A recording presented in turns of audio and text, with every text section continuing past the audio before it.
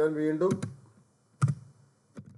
അടുത്ത ഡിവിന് ഒരു പാഡിങ് കൊടുക്കുകയാണ്. ഇനി നമുക്ക് ആ ബാക്ക്ഗ്രൗണ്ട് കളർ ഒന്ന് മാറ്റാം. F7. ഇത് കളർ കോഡാണ്. നമ്മളിങ്ങനെ ഹാഷ് എന്ന സിമ്പിൾ ഉപയോഗിച്ച് കൊടുക്കുന്നത്.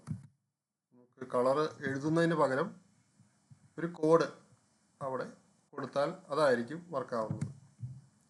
നിങ്ങൾക്ക് ആ മൗസ് പോയിൻ്റർ ആ കളറിൻ്റെ ഐക്കണിൽ വെച്ച് കഴിഞ്ഞാൽ ഇഷ്ടമുള്ളത് ചൂസ് ചെയ്യാം.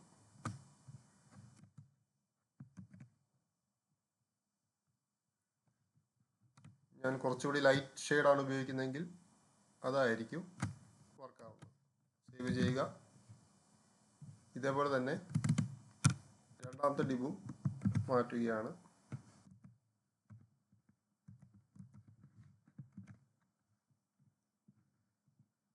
ഇനി നമുക്ക് ആ പേജിൻ്റെ ബാക്ക്ഗ്രൗണ്ട്, അതായത് ബോഡിയുടെ ബാക്ക്ഗ്രൗണ്ട് മാറ്റാം.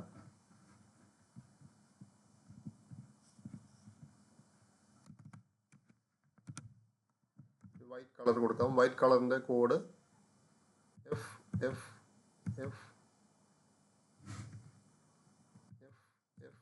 6 തവണ F. ഇനി നമുക്ക് ചെയ്യാനുള്ളത് ഓരോ ഇൻപുട്ടിനും സ്റ്റൈൽ കൊടുക്കുക എന്നുള്ളതാണ്.